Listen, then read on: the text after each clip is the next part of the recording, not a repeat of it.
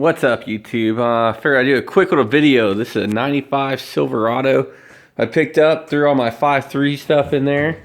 The truck originally came with a 4.3 and a 4L60E, so I got rid of that. Starting from the 4.3, I had to redo the mounts to switch them over to V8 mounts. I bought new mounts and fed the bolts through the frame with like a coat hanger and ran the bolts up through the bottom. I'm using Dirty Dingle mounts on here, the slider ones. I had the adapter plates, and I was gonna go that route, but you know I didn't want to go fish out some clamshells in the junkyard. I wanted to get my stuff done, so I went with the Dirty Dingle ones, and they are nice. Like they save a lot of time, and they work great. Like I put it in, I just slid it right back to where I needed it. Got my cross members all lined up, training, everything bolted right up. Everything worked out great with those mounts. I have no complaints about them. On the wiring, it's a 95 Silverado. I picked a 95 because it was a TBI motor, and in the 96 to 98s have the Vortec motor, so it makes the wiring a little bit different. But on this one, the TBI, it's fairly straightforward for the most part. You just make a standalone harness, get all your Vaseline and everything. That's what you see there. Then you just have to tap in all your stuff. Here's the original wires right here. This was to the distributor as a pink wire. That's going to be my key power right there. Then the white wire that goes with that one is a tack wire. So that runs over to the tack. So that runs your ECU right here on the fuses. My homemade fallen LT1 swap. So just ran those little wires. The fuel pump relay, right now I got it running with the factory fuel pump relay. Probably switch that, and you just have to go over here, and there's the fuel pump relay, and there's a green wire in there, and you'll run that green wire from there to that, so that way your ECU runs your fuel pump. On the gauge cluster, I used the oil pressure adapter fitting. I got some that were made for some kind of pressures, Equus pressures, and it adapted my oil filter to the back of my stuff. Here's the stuff, Equus gauge accessories. It's like $10 for a whole bag of these. And I just screwed it into the factory location, and I put the factory 4.3 TBI oil pressure and it's on the factory gauge, and the gauge works perfect. The temp sensor, I don't have it wired in yet. It's gonna go right there. And it's gonna go 3-wire. I got it from a 98 Camaro with a 3-wire. And I cut I think it's a throttle positioning sensor. Some off my factory harness had 3 wires on it that, you know, works great to plug it in. And you just wire 2 to the ECU, then 1 will go to your gauges, which will go right there to the green wire right there. And just taps right in, and your gauge will work for that. Your speedometer, you're gonna have to use, I think it's a green wire on the far right of it. You got to go to your DRAC box, DRAC box. It's that little white box right there. And you can see those green wires, those last two. Let's see, you get the light out of the way. That first little green wire right there, you're just going to tap into that, and that's going to run your speedometer. And all the gauges will work for you. The volt one, I never messed with the volt one. It works just fine. I still have all the factory cluster or the factory wire in there. I'm gonna have to cut that out, and I'll clean all this up a lot better. I got it running. You know, I'm stoked about that. I haven't got to drive it yet, but it will. There's probably a couple wires I'm missing here. Let's take a look here. The check engine light, you just run that to the back of your cluster. You just run it through the firewall, find the light, and you just hook it up to that.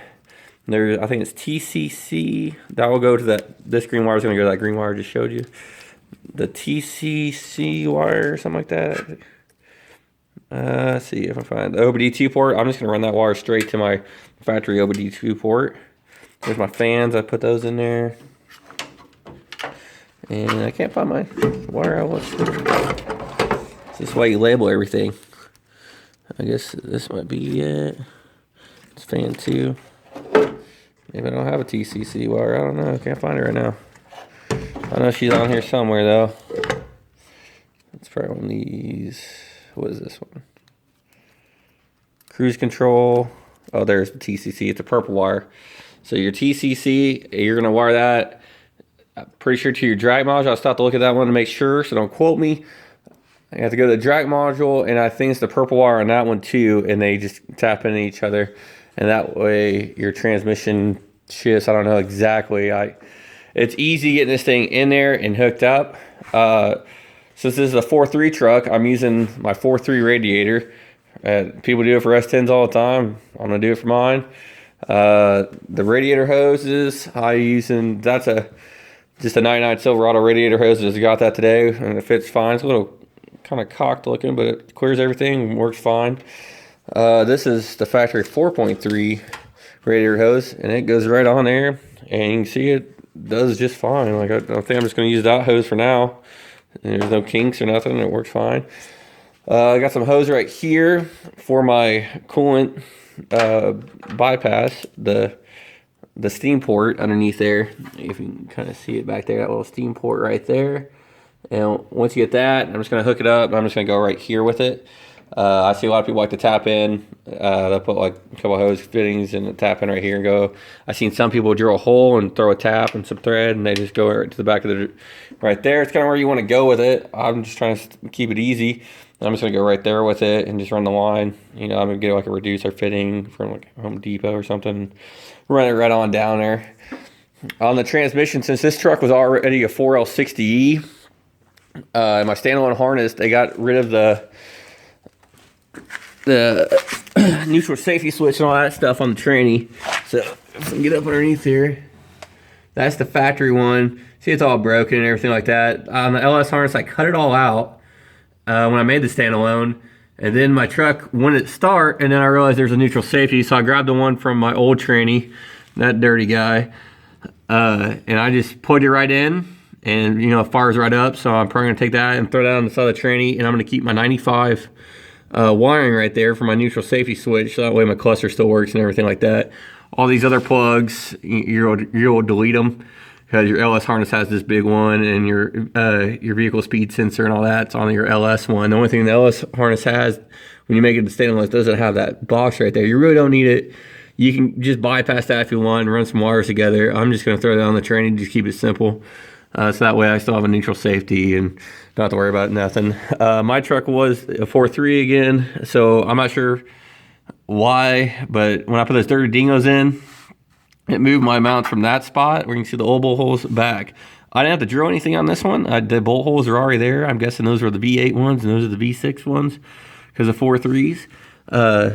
Everything's bolted up. The nut went right in there just fine. My drive shaft, you can see right there, my yoke's in a good angle. I jumped on the suspension a couple times to make sure it's not going to bottom out or anything.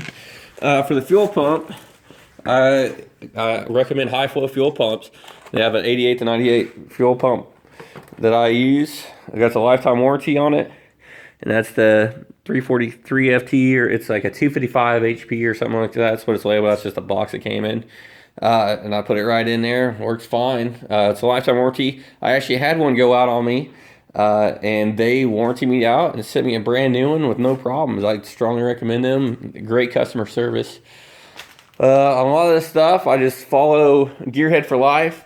You guys need to follow him. You'll learn a lot. That's how I learned about the standalone harness. Will run just about anything. And then I followed Gary Garcia. He has a bunch of write-ups and stuff that helped me out a lot on OBS trucks.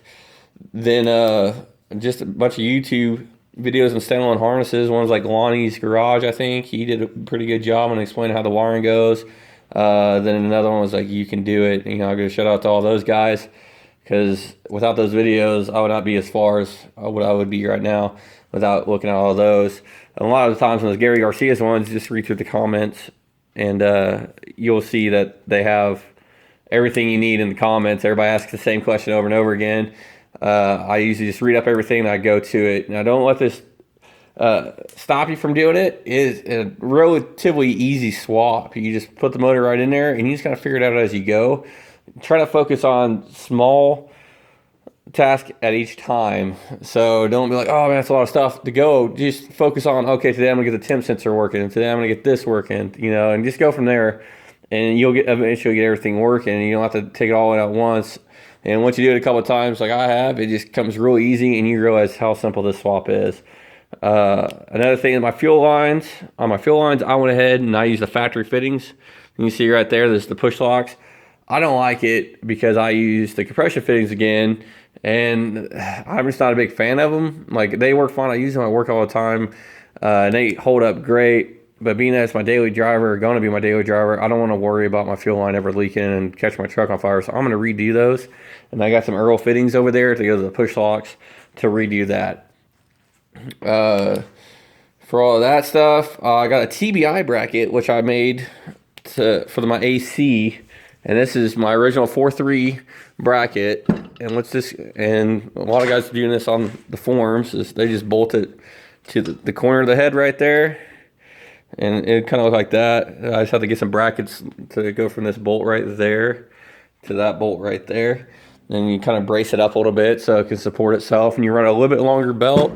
I think the factory belt on this is like a 92 or 93 inches. And I said with running that, you want to be around 110 inches altogether on your belt diameter to run that just fine.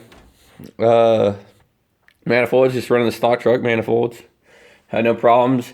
Tips and tricks on getting these things in is I would leave the motor undressed. I try to put this in there this time with all the stuff on there, and that's when you start breaking sensors and everything. So take all the uppers off, take your manifolds off, and then it'll slide right in so much easier. I try to keep my manifolds on this time, and I kept on getting snagged on my control arms and everything, and it was just taking forever. Took the manifolds off, slid right in, bolted them back on. Way easier that way. But this is where I'm at on my project. Any questions, just let me know. I try to walk you through it the best I can. I just follow a lot of videos and figured I'd just put it here so that way it might make it easier. I mean, next time I do this, I can remember what I did, or it could help you guys out.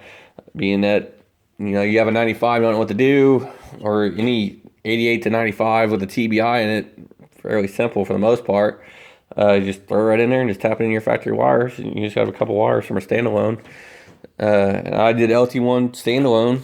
And it took some time. I hated it. But I just couldn't bring myself to buy a PSI harness and spend $500. So I just spent the week and did my harness again. And I just kept it in the factory location so you can see it just goes right back in the factory. I'll mount it up here. I'm probably going to delete the ABS, and that's going to mount right there. Make it a little bit cleaner. It's pretty ugly right now until I clean her all up. I got test lights and all my stuff in there. This is my steam port stuff. Any questions, I guess, just let me know, and I'll fire up here. It's already been fired up. I hear it run, but I want to actually get the operating temperature, and I'll take probably another video too of that. So, transmission lines. I used the 4.3 transmission lines, and you can see them right there, and then you can see they kind of look odd, probably because the 4.3 was a shorter motor, and they were up on that bracket, like on my transmission mount I showed you. So you got to stretch them out just a little bit. But I might cut them and stretch them out just a little bit and make it a little bit better. Any questions, just let me know, and I'll have this thing hopefully on the road soon, and I'll get some more videos of that going. So take it easy.